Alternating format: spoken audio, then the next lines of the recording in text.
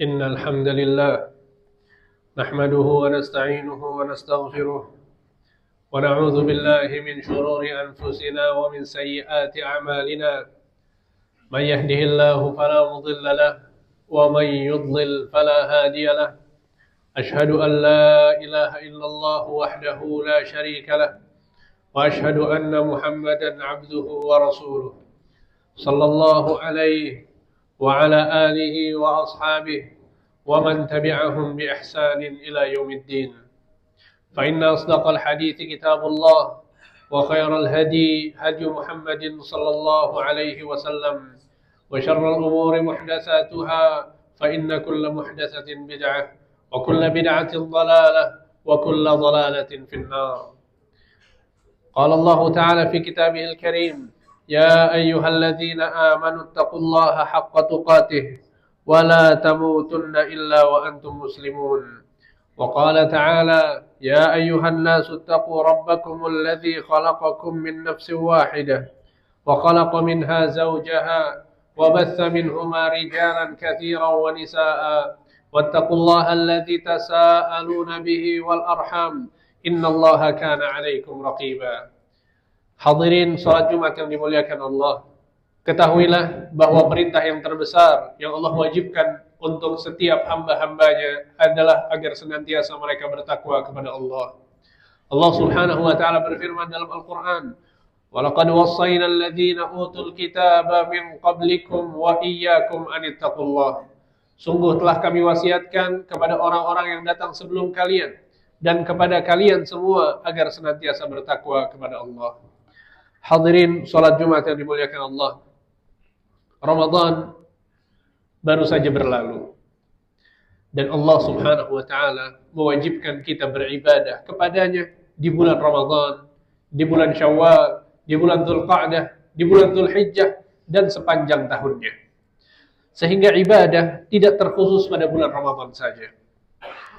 Pada saat di bulan Ramadan kita dapatkan keimanan yang luar biasa, peningkatan iman, peningkatan takwa yang tidak kita rasakan di bulan-bulan yang lain. Sehingga hati kita tergerak untuk melaksanakan puasa 1 bulan penuh.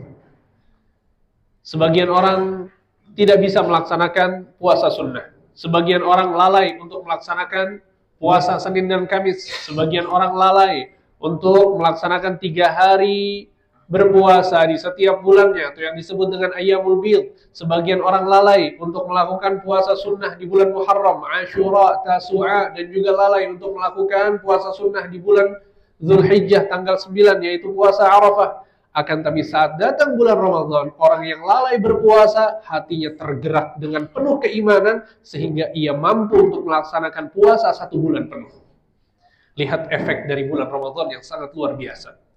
Sebagian orang lalai untuk melakukan sholat malam, sholat witir di sepanjang tahunnya. Akan tapi begitu dia masuk di bulan Ramadan, dia mampu, sanggup untuk melaksanakan sholat tarawih di bulan Ramadan. Lihat bagaimana efek dari bulan Ramadan yang memberikan imbas kebaikan dan peningkatan terhadap keimanan dan ketakwaan kita. Sebagian orang lalai untuk bersedekah, tapi di bulan Ramadan dia bersedekah. Sebagian orang lalai untuk bersabar menjaga amarahnya, tapi di bulan Ramadan dia sanggup untuk menjaga amarahnya. Sebetulnya apa yang harus kita lakukan setelah berlalunya Ramadan untuk menjaga keimanan dan ketakwaan yang ada dalam diri kita? Yang pertama sekali, hadirin yang dimuliakan Allah, yang perlu diperhatikan bahwa amalan yang konsisten itu lebih dicintai oleh Allah Subhanahu wa taala daripada amalan yang besar akan tapi dilakukan hanya sebentar saja. Dalam sebuah hadis Nabi sallallahu alaihi wasallam mengatakan, "Ahabbul a'mali ilallah adwamuha wa in qalla." Sesungguhnya amalan yang paling dicintai oleh Allah adalah yang berkelanjutan walaupun sedikit. Sehingga Allah tidak menuntut kita untuk puasa setiap hari. Allah tidak menuntut kita untuk sholat malam 11 rakaat atau 23 rakaat setiap malam. Jika kita bisa berpuasa hanya 1 bulan 3 hari saja di hari-hari putih atau Ayyamul Bid, tanggal 13, 14, 15 di setiap bulan Hijriyah, maka lakukanlah. Kalau kita bisa sholat malam hanya dengan melakukan witir 3 rakaat saja, maka lakukanlah. Kalau kita hanya bisa melaksanakan 1 rakaat setiap malamnya untuk melaksanakan sholat witir, maka lakukanlah. Ini yang dikerjakan oleh Rasulullah SAW dan keluarganya. Sebagian sahabat datang kepada Aisyah, istri Nabi, kemudian bertanya, "Kaifa kana alun Nabi SAW ma'al amal salih?" Bagaimana keluarga Rasulullah saat beramal saleh? Maka Aisyah mengatakan, "Inna ala Muhammad idza amilu amalan athbatu." Sesungguhnya keluarga Nabi Muhammad, kalau mereka melakukan sebuah amal ibadah, mereka melakukannya secara konsisten. Lihat. Sehingga konsistensi itu lebih baik daripada seorang beramal akan tapi terputus. Bahkan Nabi SAW pernah mendatangi seorang sahabat yang bernama Abdullah bin Umar, kemudian mengatakan, "Ya Abdullah, la takun mithla fulan." Wahai Abdullah, jangan engkau seperti si fulan. Kenapa? Ada apa dengan si fulan? Kata Nabi SAW, "Kana yaqumul lail fataraka qiyamal lail." Orang itu dahulu suka sholat malam, akan tapi dia nggak pernah sholat malam lagi sekarang. Jangan seperti si fulan. Lihat bagaimana nasihat Nabi SAW kepada sahabatnya Abdullah bin Umar untuk konsisten dalam beribadah kepada Allah. Dan juga dalam surat Al-Hijr ayat 99, Allah memerintahkan kita untuk konsisten dalam beribadah. Allah Subhanahu wa taala berfirman, "Wa'bud rabbaka hatta ya'tiyakal yaqin." Beribadahlah engkau kepada Allah sampai ajal menjemputmu. Sehingga batasan kita beribadah bukan dengan berlalunya Ramadan. Batasan kita beribadah bukan dengan datangnya bulan Syawal, tapi batasan kita beribadah adalah sampai ajal menjemput kita. Sehingga maksimalkan amal soleh yang kita lakukan di bulan Ramadan untuk dijadikan sebagai kebiasaan kita setelah Ramadan. Pada saat kita berpuasa 1 bulan penuh tanpa mengeluh, tanpa kesulitan, bahkan dalam kondisi kerja sekalipun kita tetap berpuasa. Sebagian orang pada saat bersafar sekalipun, padahal dibolehkan untuk berbuka, tapi dia tetap berpuasa. Kenapa? Karena saking semangatnya untuk berpuasa dan dia mampu untuk melakukannya. Apakah tidak bisa kita meluangkan waktu kita setiap pekan di hari Senin dan Kamis untuk berpuasa? Apakah tidak bisa kita meluangkan 3 hari setiap bulan untuk berpuasa kepada Allah Subhanahu wa taala? Apalagi dalam sebuah hadis Nabi SAW menjelaskan bahwa ada puasa sunnah di bulan Syawal yang jika dilakukan selama 6 hari, maka kita akan mendapatkan pahala seakan-akan kita puasa 1 tahun penuh. Dalam sebuah hadis yang sahih diriwayatkan oleh Imam Muslim bahwa Nabi SAW mengatakan, "Man shoma Ramadhana thumma atba'ahu 6 min Syawal kana kasiyamid dahr." Barang siapa yang menyelesaikan puasa Ramadan kemudian diikutkan dengan puasa 6 hari di bulan Syawal, maka dia akan mendapatkan pahala puasa seakan-akan dia berpuasa selama 1 tahun penuh. Allahu Akbar. Lihat. Ternyata kita bisa mendapatkan pahala puasa lebih dari 1 bulan. Bukan cuma Ramadan, tapi sepanjang tahun, 12 bulan kita mendapatkan pahala puasa. Bagaimana caranya? Setelah menyelesaikan Ramadan, tambah 6 hari di bulan Syawal. Dan Alhamdulillah, kita masih memiliki sekitar 20 hari lebih bulan Syawal yang bisa kita manfaatkan untuk berpuasa. Bebas, apakah kita mau puasa di hari Senin, Selasa, Rabu, Kamis, Jumat, atau Sabtu, atau Ahad.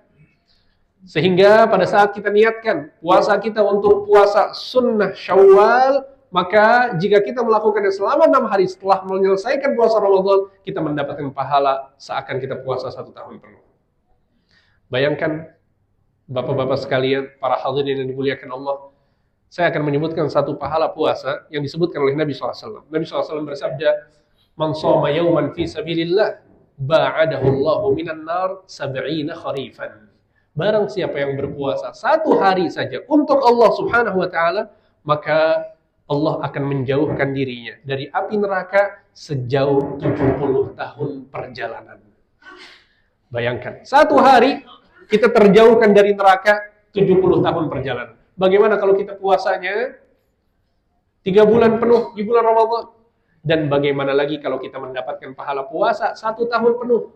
Maka orang yang rajin berpuasa, secara otomatis Allah akan jauhkan dirinya dari api neraka. Kemudian yang jadi pertanyaan adalah, bagaimana caranya agar kita bisa konsisten ibadah setelah bulan Ramadan? Maka ada beberapa kiat yang penting untuk kita tempuh. Yang pertama adalah berdoa kepada Allah Subhanahu wa taala. Jangan merasa kita hebat, jangan merasa kita soleh, jangan merasa kita adalah orang yang superior pada saat di bulan Ramadan. Akan tapi yakinlah bahwa amalan-amalan, kebaikan-kebaikan, puasa, tarawih yang kita lakukan di bulan Ramadan itu murni karena nikmat dari Allah yang Allah berikan kepada kita. Hidayah, petunjuk yang Allah berikan kepada kita sehingga kita bisa memaksimalkan Ramadan. Maka yang harus kita lakukan di bulan Syawal dan di bulan-bulan yang lain adalah meminta kepada Allah agar Allah berikan hidayah kepada kita sebagaimana Allah berikan hidayah kepada kita di bulan Ramadan.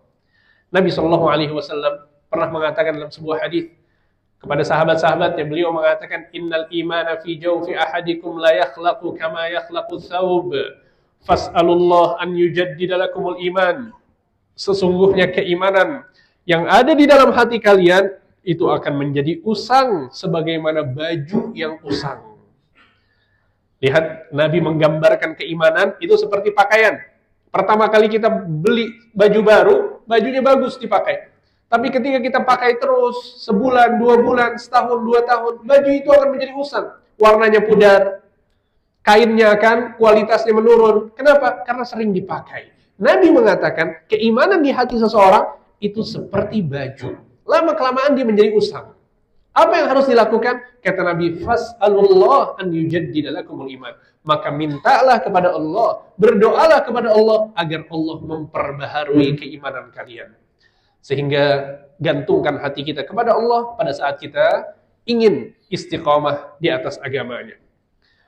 Kemudian di antara kiat agar kita bisa istiqamah adalah senantiasa menuntut ilmu syar'i, belajar agama, mendapatkan nasihat-nasihat keagamaan, kerohanian. Ini yang akan memudahkan kita untuk melaksanakan ibadah-ibadah setelah bulan Ramadan.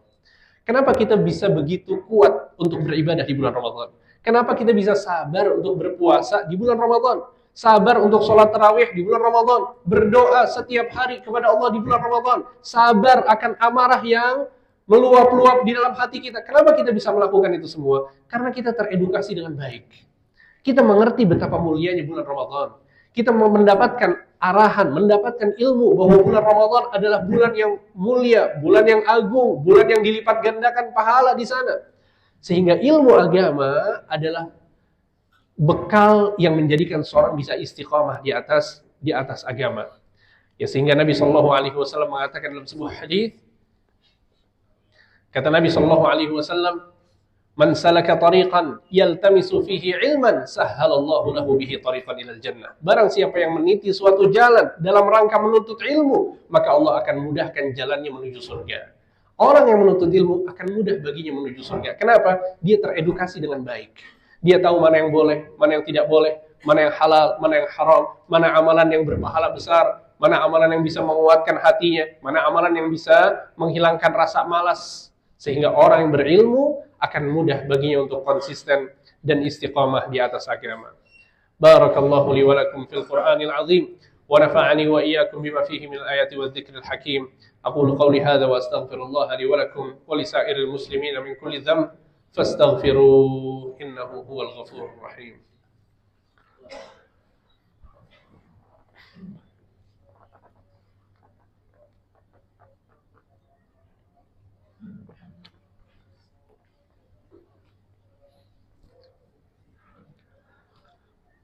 Alhamdulillah wassalatu wassalamu ala Rasulillah wa ala alihi wa ashabihi wa mawala wa la hawla wa la quwwata illa billah. Amma ba'd. Hadirin salat Jumat yang dimuliakan Allah. Di antara penguat diri seseorang agar senantiasa istiqamah di atas agama adalah memilih sahabat dan lingkungan yang baik. Ada pepatah Arab yang mengatakan as-sahibu sahib. Sesungguhnya sahabat itu memiliki sifat menarik. Orang yang tinggal bersama kita, lingkungan yang kita tinggal di dalamnya, secara otomatis akan menarik kita.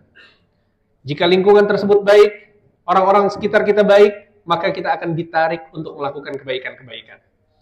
Tapi yang berbahaya adalah ketika lingkungan kita buruk, dipenuhi oleh para pendosa dan orang-orang yang hobi untuk bermaksiat, maka lambat laun kita akan mengikuti kebiasaan-kebiasaan mereka.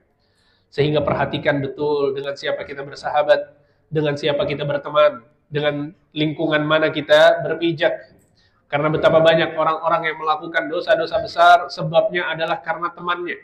Betapa banyak orang-orang yang melakukan maksiat-maksiat yang sangat parah, yang sangat berbahaya sebabnya adalah karena teman-teman dan lingkungannya.